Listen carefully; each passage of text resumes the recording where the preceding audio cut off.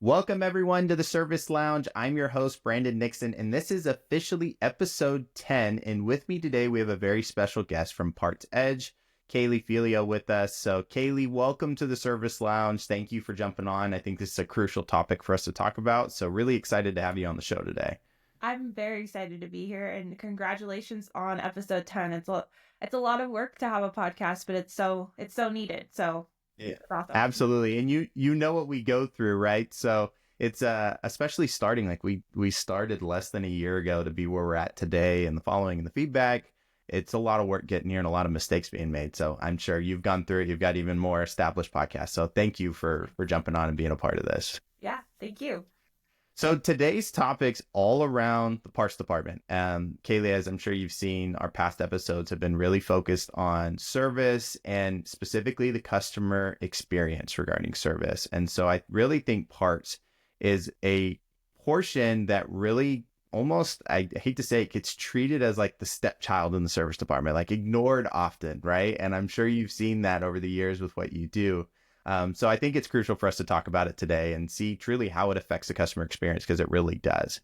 But can you kind of give us a brief background on PartsEdge? What is PartsEdge? What do you do? How long you been there? Maybe a little bit of background on yourself as well. Oh gosh, where do I begin? Okay, so first, PartsEdge. So I've been with PartsEdge for about 12 years. And my story is a little, I don't want to say unique, but like I was managing a Subway restaurant. The owners were my regular customers. Yep. And then I got the opportunity to work in the car business. So that's kind of how I got my start. And I've always stuck around with PartsEdge. I never ventured off into anything else. I just have this, it's close to my heart. I don't know. It's just a special thing that we're doing. I always saw the opportunity or the uniqueness of it. And I just liked being unique. So that's kind of where my journey started and what I do now. So when I started, I was operations, customer support. Being a smaller company, it kind of got my hands in, I got to do accounting, lots of, learning the business. And then I ventured off and came back to them and became sales and marketing. And we were talking about this before. It's like, establishing sales process, establishing a CRM for a company, and they had been around for a long time when I, took over, but it was very much referral, word of mouth, and built a good, solid client base, but, very good at executing, but not really a focus on sales and marketing and all that good stuff. So I don't even know where to talk about. I didn't even talk about what we do at PartsEdge. Let's hear what does PartsEdge do for dealerships? That's what I want to hear about, that and how dealers can really, just learn about how can PartsEdge help them as a dealer improve their process. We're all about efficiency and supporting parts managers. So when you said redhead stepchild, that is probably one of my number 4 slide in my presentation. Putting into perspective, like, come on, guys, we need to pay more attention to the parts because it is the core and kind of the backbone of, without parts, you can't service, but everyone needs each other. But we are focusing on efficiency, we stay in our lane as far as focusing on the inventory investment and making that as profitable as possible. So creating the perfect mix of parts for true market demand, pricing strategies, and just like I said, overall supporting parts managers in their role because they tend to wear 50 fire hats, and we try to help alleviate some of those fire hats so that they can do more of what they do best. And love it, allowing them to be more efficient so that the experience in the process can be more fluid, right? Exactly. That's great to hear. Well, what's always fascinated me about PartsEdge is how you guys go about that process, and it actually ties into one of the areas I want to talk about. We, for instance, here at Update Promise, are Honda and Acura service approved platform through their Service Connect. And one thing we have a really close integration with their program called Parts Auto Ship, which sets out to solve the problem of customers are trying to schedule for recalls and the dealers don't have the parts in stock, right? Number one, and so then the customers try to show up and they go, oh, actually, we don't have the part. You'll have to come in the next couple of weeks. So with the integration we put together, it really like checks inventory at the dealer, checks the distribution inventory, gives an estimated date. So the goal is that when that customer shows up, that they actually have the part in stock and they can get the recall done when the customer booked the appointment, right? It's a really cool experience and great process.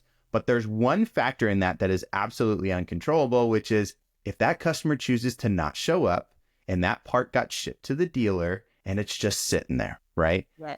And I would imagine that's really where PartsEdge, comes into play, is that like, hey, that part's sitting at the dealer, the customer who was supposed to take it didn't take it, and it's building up that inventory. Are you being most profitable on your inventory? So I'm sure that's something that PartsEdge addresses, or can you kind of explain how you guys handle those sorts of situations? Yeah, I think that it's those types of parts are basically special order parts, and and you can't get prepay for those, and they are the number one killer of obsolescence. And a lot of times we are, is that the right way to say it? Yeah, they're the number one killer of your overall inventory and the health of it, because it goes into obsolescence. So I would say how we help is really getting that data and that information in front of the parts manager. There's so many reports that need to be pulled and put into a parts manager's face, basically, so that they can be more efficient.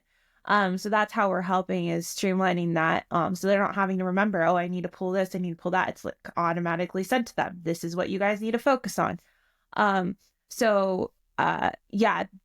Just we're a lot of times we're hired because there's obsolescence issues, and it's not just about removing the obsolescence, it's about putting a process in place to prevent it from getting to where it is now. And there's like so many different ways.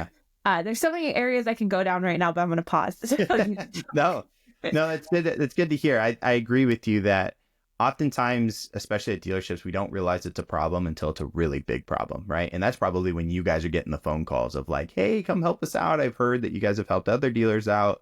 So, it's getting ahead of that and being more proactive to have that information in front of managers that I think is really so crucial, so that they can take action on it, right? We all get, especially in the service department, we all get so focused on our day-to-day operations and what we're doing that certain things like obsolescence on parts, may be the last thing I'm looking at today, because I had, 20 different customers that I had to handle that were maybe, 10 of them were upset, and I needed to figure out how to address that problem, right?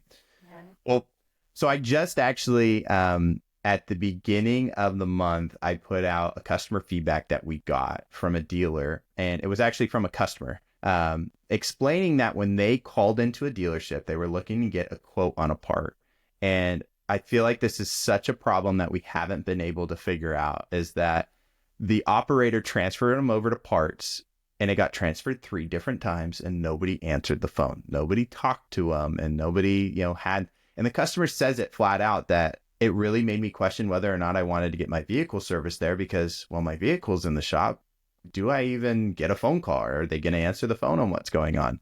So I think really from the parts department, even small activities like that, where you can become more efficient so that those can be handled, are going to lead to customers wanting to show up, right? Parts is part of that full experience from start to finish. And like you said, one can't be there without the other, right? Yeah. Well, and I would have to say too, thinking about just like a parts counterperson, a parts department's like day, maybe putting in someone in place to kind of intercept those calls rather than a counterperson, because I will defend that people in parts probably have a tech, they probably have someone in front of to answer the phone. So I feel like that's more of like not a parts person's fault. It's more of like a process, like having a better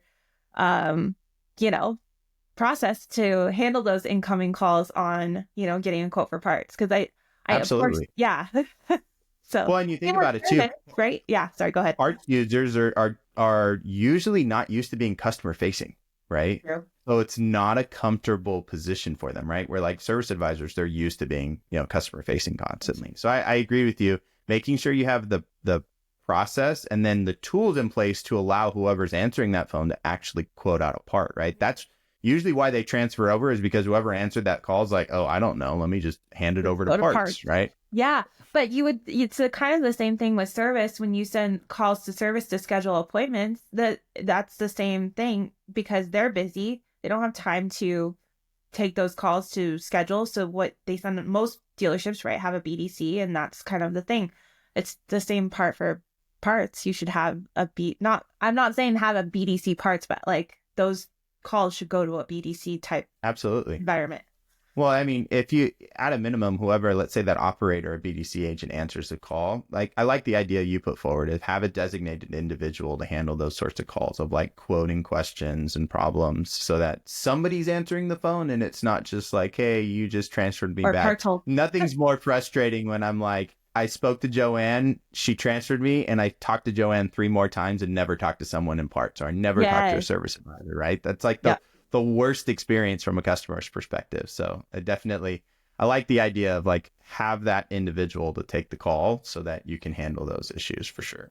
Mhm. So one of the other areas I want to touch base on was the parts department is often left with, I would say, the bad end of the stick when things happen like we talked about earlier, when they book a recall and they show up and then the part's just going, yeah, we don't have the part, right? Well, you And shouldn't it's have their ever fault. booked them in ahead, and it's their fault, right? Yeah. When we know ultimately it's not, there's just Mhm. lack of communication. So what, with you working with dealerships around the nation, where have you seen that they've kind of filled that gap to make sure that, you know, between appointments and parts being available, that communication is improved so that the customer experience doesn't suffer there?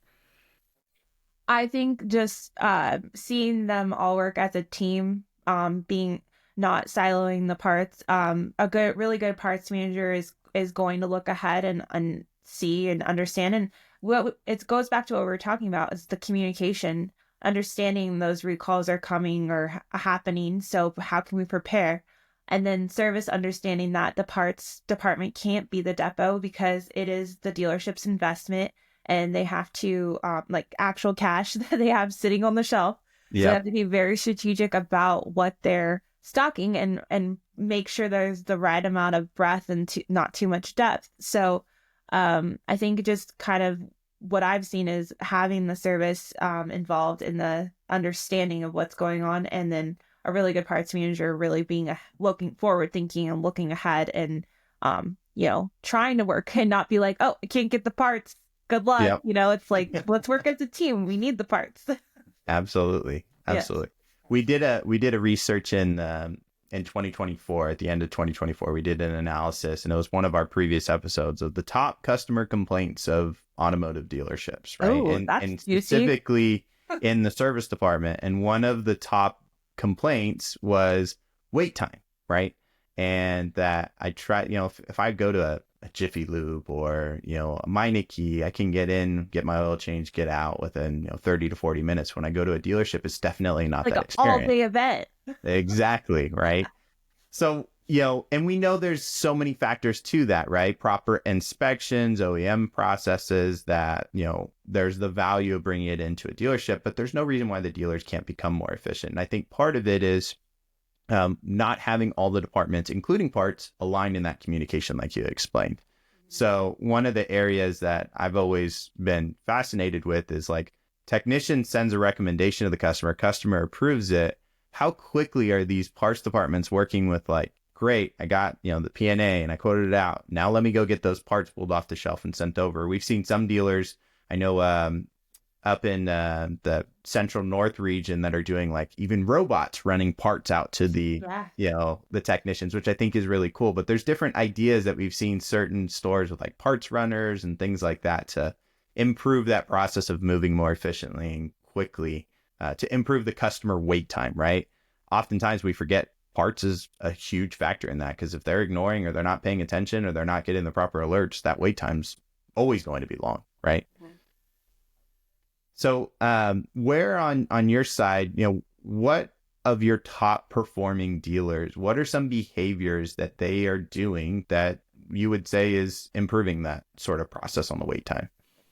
Well, I think, you kind of already said it with having parts runners. I do think that, I feel like I say this all the time, but I feel like pay plans play a big role in how Okay. everyone works together.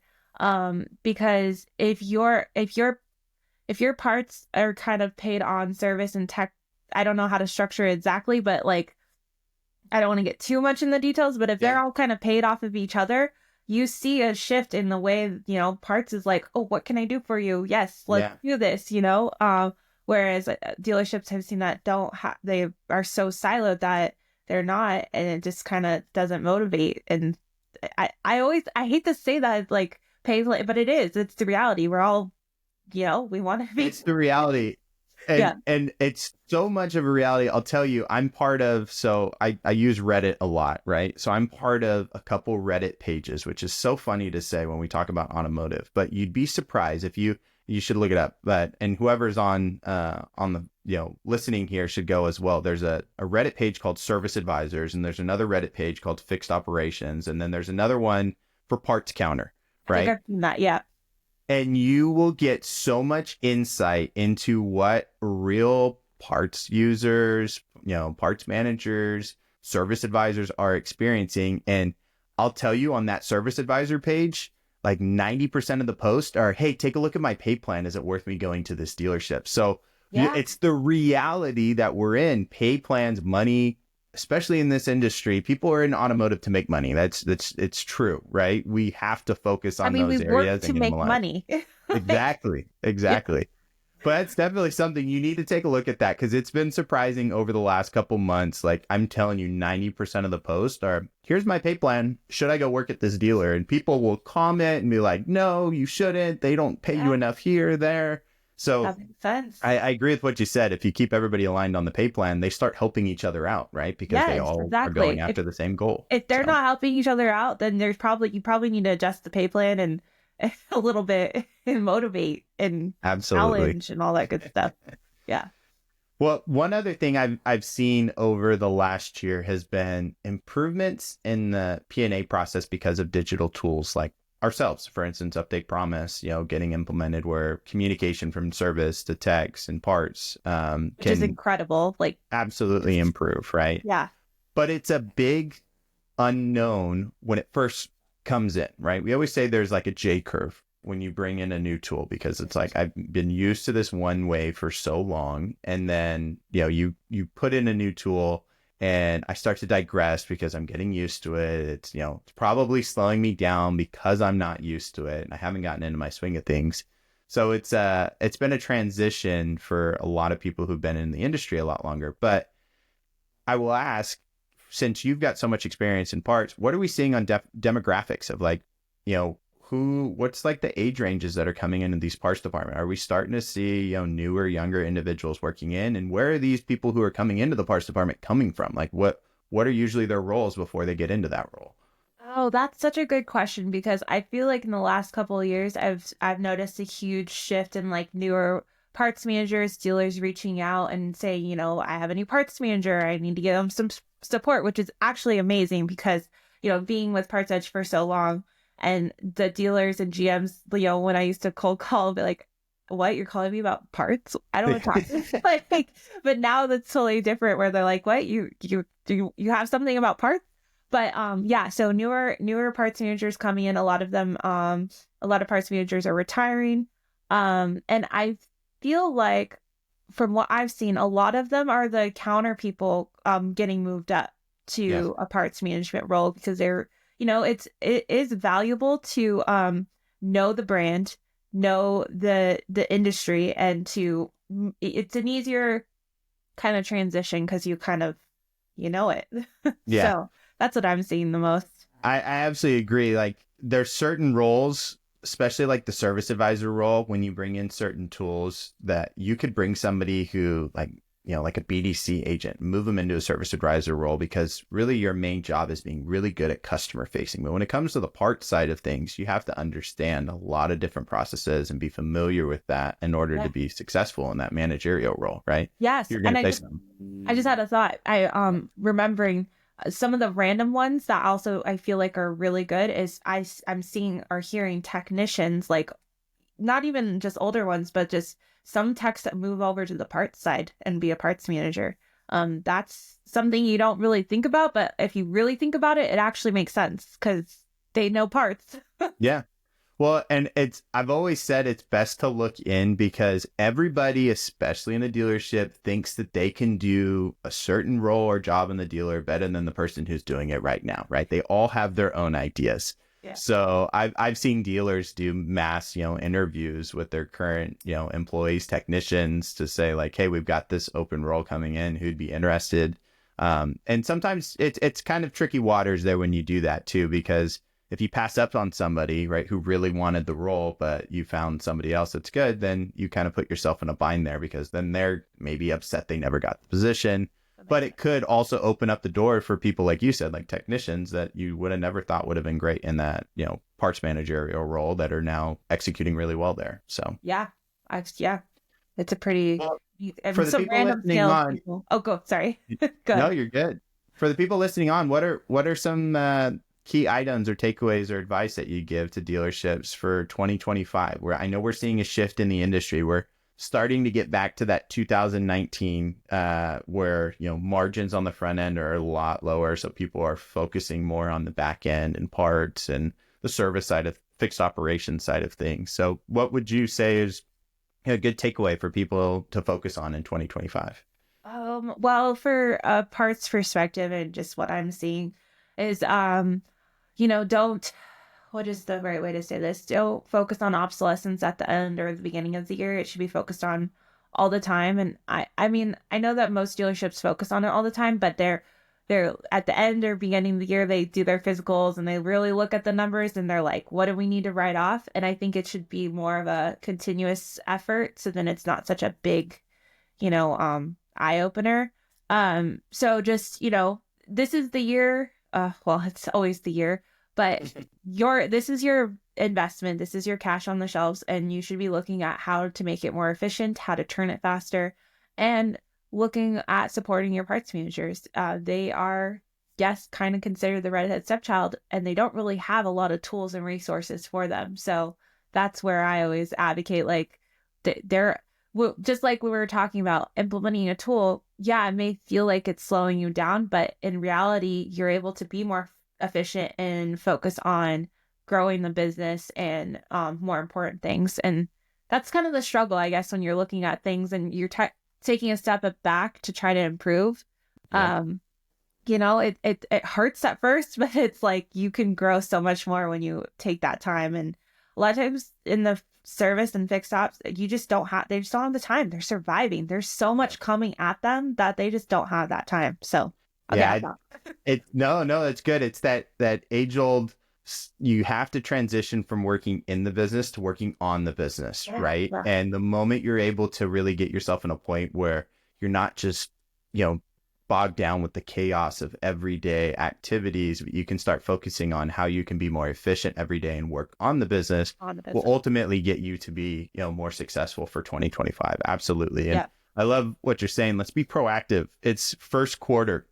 Let's not wait till, middle or end of the year to start looking at what's on the shelves and, like you said, our money on the shelves that we need to be more efficient with. Let's start looking at it today and right now so that you can set yourself up for success and maybe make some better investments into tools like better service tools and things like that are going to allow you to be more efficient because you were looking at your inventory today and not waiting till the end of the year. Yeah. And also too, just to kind of add, what metrics are you using to, are they older metrics? Are you actually part of the conversation, or are you just saying like, this is what you need to do? You know what I mean? Like there's so much value in looking at the metrics in a different way, I guess. Yeah. So I'm going to end with that. Well, and I'd say too, any GMs or service directors that are listening in on this that, maybe don't have their parts departments involved in a lot of the decision making, I will tell you the stores that we work with, when you have your parts departments involved with the decisions of the change that are going to be put forward early on in that process, you start to get every department, like you said, going towards the same goal. So now you're getting better results, right? When it's after the fact and you're thinking about parts departments after, you're probably going to get a lot of pushback when you transition to, new service tools or things like that. And then you're having to backtrack and figure that out. So I agree. Let's get the parts department more involved all the way through the process. Even though you're going to get them involved, but be patient with them because they're going to be like, well, why am I here? Yeah. No. But then they're going to start like, all the wheels would turn and everyone's going to work together. So it's, yeah. Absolutely. Well, Kaylee, again, really appreciate you jumping on. There's a lot of good information that I got from this, and we'd love to have you on another episode down the line. But this is a great start to the year, and everybody listening on, if you don't already know about PartsEdge, we'll put Kaylee's information in our post here so that you guys can reach out to her and get some more information. But again, Kaylee, thanks for jumping on, and really excited to see your guys' growth for 2025. Yeah, same with you guys, and excited for you guys with the podcast. So good luck. Awesome. Sounds good. Well, have a great day, everyone.